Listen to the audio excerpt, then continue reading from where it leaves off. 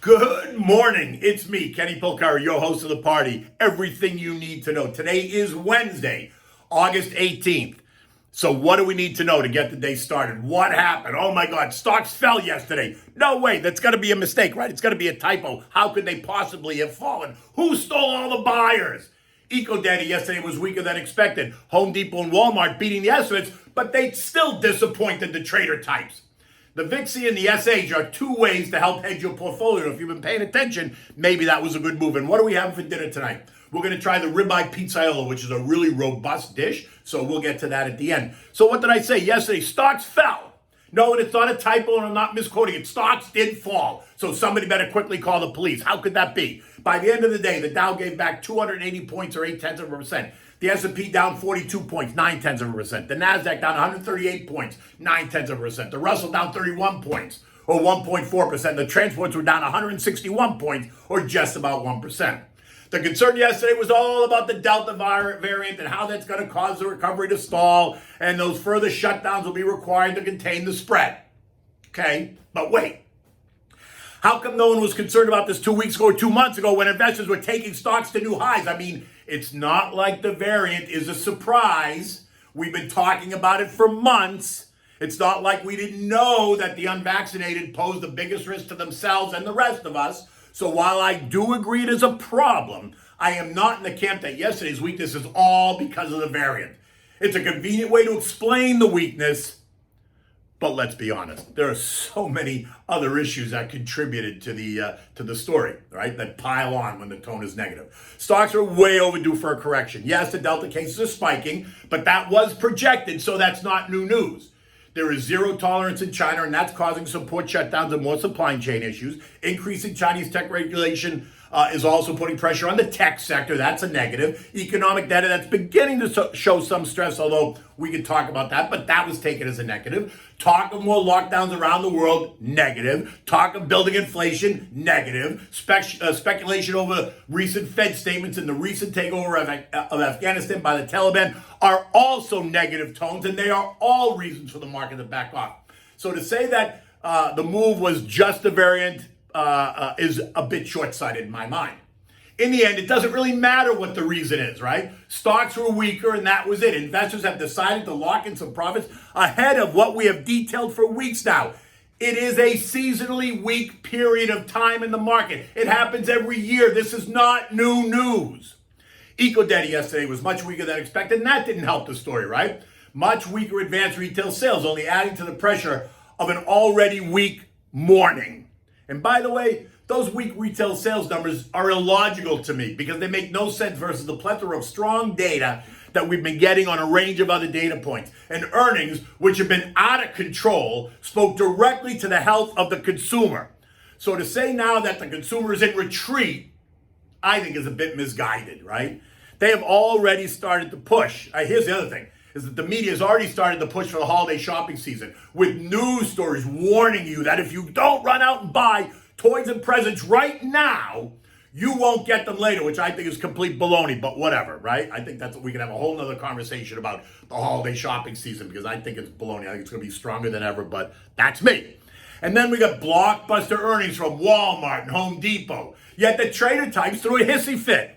Home Depot beat on the top and bottom lines. Earnings of $4.53 a share versus $4.02 estimate. Net sales up 8%. $41.1 billion is what they earned in the quarter. Better than the $40 billion they were expecting. Comparable sales up 4.5% versus the expected 5.6%. And that was the issue. While sales were up, they weren't up enough. And so the tantrum started and they took Home Depot down 4.5%. Walmart, on the other hand, reports $1.78 versus the $1.56 estimate. Online sales up 6%, but they were down from last year. Same store sales up 5.2, beating the 3.1 estimate.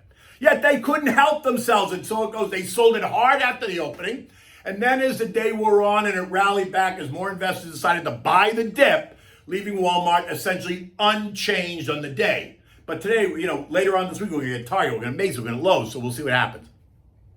But look, if you've been paying attention, you've been heeding the warnings, then you must have bought some protection, right? To protect you against a downside move in the market.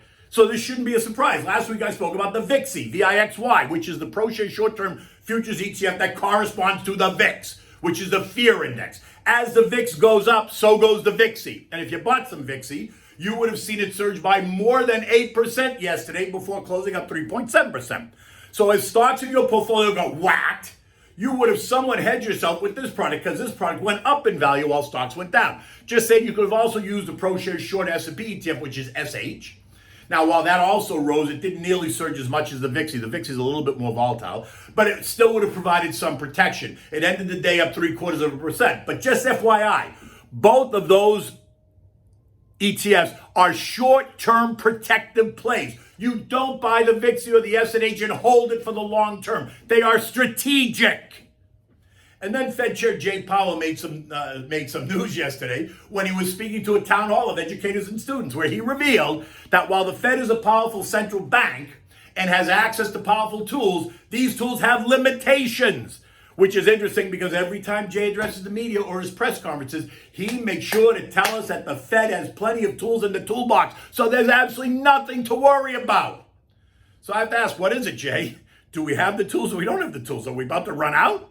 I'm sure he thought no one was really paying attention to that speech. In any event, the taper is set to begin, but we're still in that holding pattern, just in case something changes. And we're going to find out more of that today at 2 p.m. when the Fed releases the latest FOMC minutes, right? Which we've been talking about, which I think is already a moot point because I think we already know what it's going to say.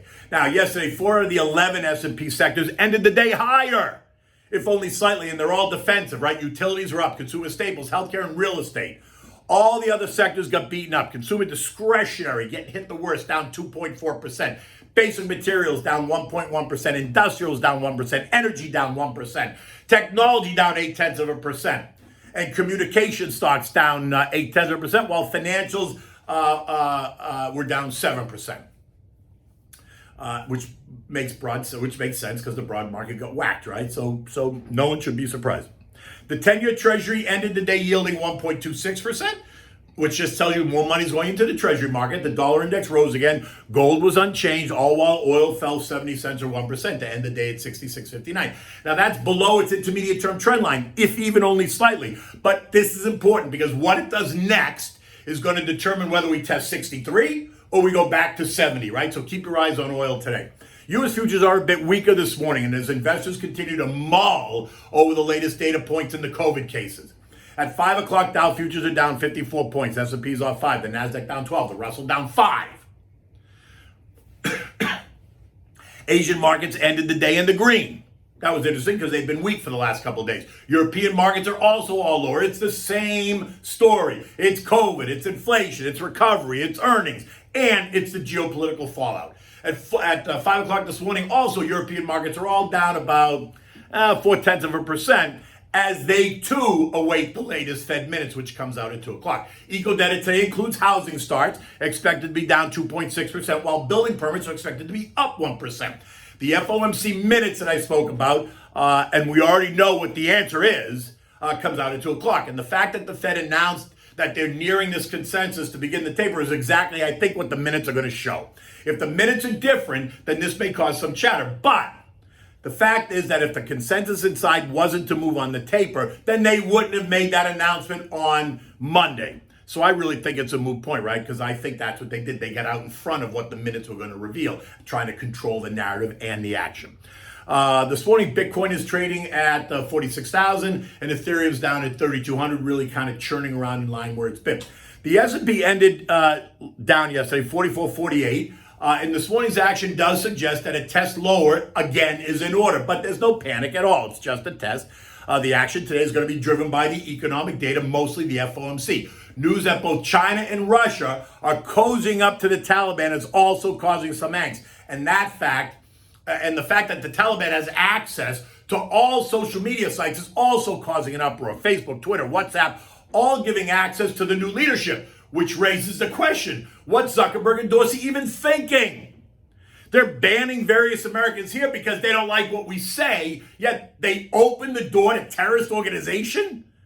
Okay, look, that's a conversation that I want to see happen on Capitol Hill. I want to see that live streamed. I want to see their feet put to the fire. How do you justify that? Honestly, how do you justify that? Remember, investing is dynamic. Stick to your plan. Don't rush. If you're a long-term investor, you want to build a long-term portfolio. If you're a trader, do what you want. But if you're a long-term investor, you want to build a long-term, you're not missing out on anything, right? Because there's always opportunities in the market. So talk to your advisor. Remember, you can download my digital business card. Type the word invest to 21,000 on your cell phone, and you'll get my digital business card right to your phone. You can download it and keep all the data.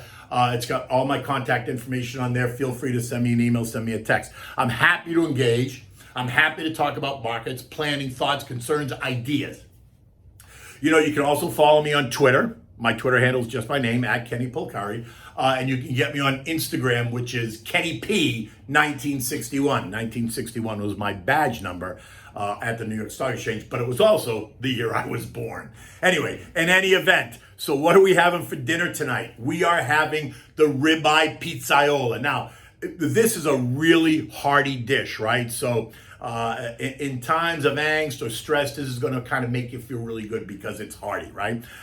You need a nice ribeye. It's braised in onions and peppers and tomato sauce, and it's got a splash or two of your favorite red wine in there just to sweeten it up. So for this, you're going to need a couple of things. You need a nice ribeye, maybe 3/4 of an inch thick. You need olive oil, oregano, garlic, onions, green bell peppers. You need a can of crushed tomatoes, not puree. You need kitchen-ready crushed tomatoes. You need the red wine of your choice. You need salt and pepper. And you can use crushed red pepper flakes as well, but that's optional, right? That's really kind of up to you. Preheat your grill, get it ready. Now, in a large saucepan, one that will accommodate the steak, you want to heat up some olive oil, right? So put the olive oil 2 or 3 times around. Add the crushed sliced garlic. Move it around a couple of minutes until it's nice and golden. Now add the sliced onion and the julienne bell peppers. Turn the heat to medium, cover, stir it. Don't let anything burn. When the onions and peppers are soft, about 5 to 8 minutes, you want to add the crushed tomatoes, oregano, and the red pepper flakes if you're using them. Turn the heat up, bring it to a quick boil, and then reduce the heat to medium-low. Add half a cup of your favorite red wine. In this case, I'd use the Brunello di Montalcino because it's like velvet. Let it simmer and thicken up, maybe 10 or 12 minutes, right? Next, you want to rub the steaks with olive oil, salt, and pepper. Don't drown them in the oil, just enough to massage the steaks and prepare them for the grill. Now, go to the grill, sear on each side for about 3 minutes, right? Then remove it. It's not cooked yet. Remove it from the grill and now bring it to the pot and add it to the tomato sauce. So put it in the saute pan with the sauce and the onions and the peppers, right? The heat is still on medium-low, simmer to medium-low. Cover it. Leave the steak in there for another 5 to 7 minutes, depending on how well you want it done. If you want it more well done, you leave it in there longer. But another 5 or 7 minutes should produce a perfect steak. When it's done, you're going to remove it from the skillet. You're going to slice it into thick strips, and you're going to arrange it on the plate. This should be enough to feed, 3 or 4 adults. You're going to take the sauce from the skillet. You're going to stir it up, making sure to scrape up the pan for any bits that are stuck to the bottom. You want to spoon the sauce over the steak and serve it immediately. Present this meal with a large mixed salad, arugula, Boston beef, romaine, topped with tomatoes, red onions, cucumbers, dressed in a red wine vinaigrette. And for the wine, this is where you have to enjoy the Brunello di Montalcino, the same one that you used in the recipe. And if you have never had Brunello di Montalcino, you're missing out because it's like velvet. Oh my God, it's so delicious. And it's even better if you just chill it a little bit. Don't make it cold. You just want it to be chilled so it's not warm. You need just a little bit of a chill, but it is so delicious, and it works perfectly with this meal because, like the dish being robust, this red wine is robust, and so therefore it goes perfectly. In any event, I will be on Mornings with Maria at 6 a.m. this morning. So please join me. Fox Business, I will be live at 6 o'clock. There's so much to discuss. Until then, take good care, and I'll see you tomorrow.